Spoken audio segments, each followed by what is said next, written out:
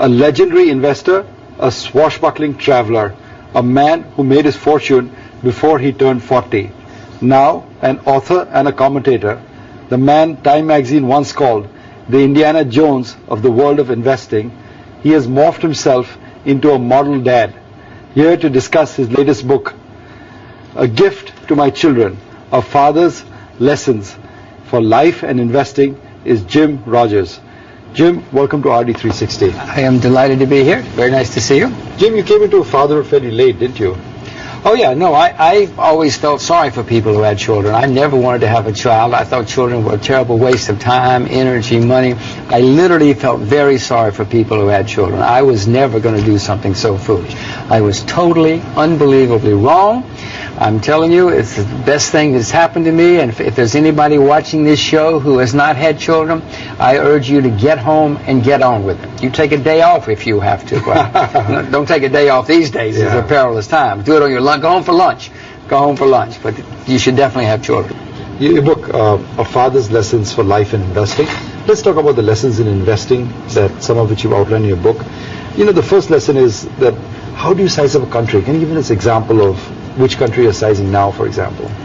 Well, as I look around the world right now, I'm not investing in many countries, because if I'm right about the world economy, we're in for an extended period of difficult times. The only place where I've bought shares in the past year or so has been China. I've got Sri Lanka on my mind. It's just that I've been busy doing other things and I haven't been able to get to Sri Lanka. But one of the things I have learned, if you get to a country after a long and bitter war, you usually will find things are very cheap. You will find a lack of capital, a lack of, there's low morale.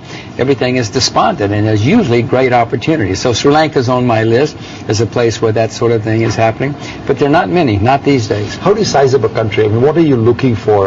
You often talk change. about I'm looking for two things. I'm looking for something that's cheap, for whatever reason, war is a good reason, or cheap and change, where there's some kind of positive change taking place. Let's use Sri Lanka. Sri Lanka is cheap because it has had a 30-year war, and if I'm right, there's positive change because the war is over now. And so there's going to be peace, and so the country can spend a lot of its time, energy, and money on pursuing peaceful pursuits. And when you gave an idea and people laughed, that's a good sign, actually. Oh, yeah. I mean, you know that. You've been investing a long time. The more skeptical people are, it doesn't mean you're right, because sometimes I'm wrong anyway, and I'm sure you're wrong too sometimes.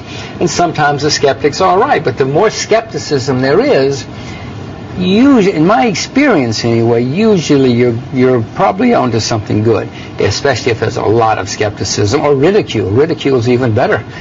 When they ridicule your idea, you're probably really on the right track. The way your method works is you look at the dustbins, you look where people are bearish, because that's where you find the bargains.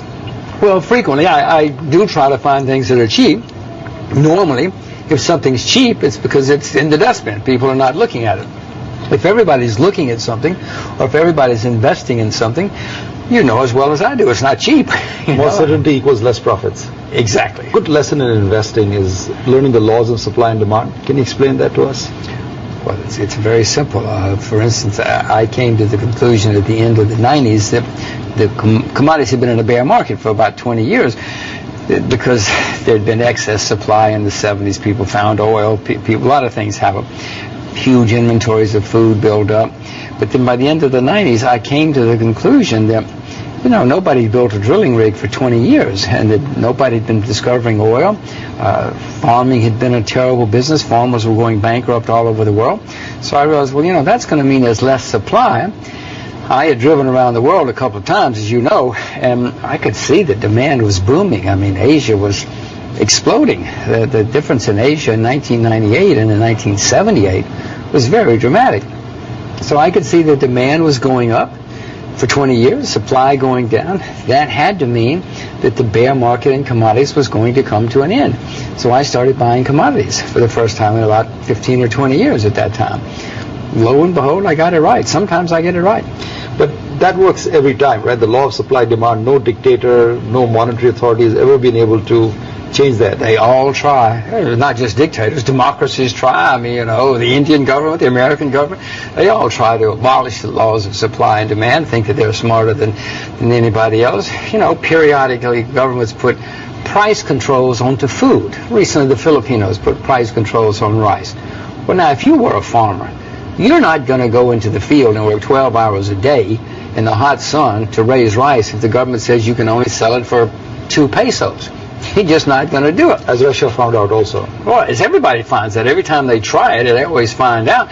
No politician is going out there in the hot sun to work 12 hours a day to sell rice for 2 pesos, I promise you. Everybody who tries it finds it. The Indians find out periodically. Your government's always doing absurd things. So is mine.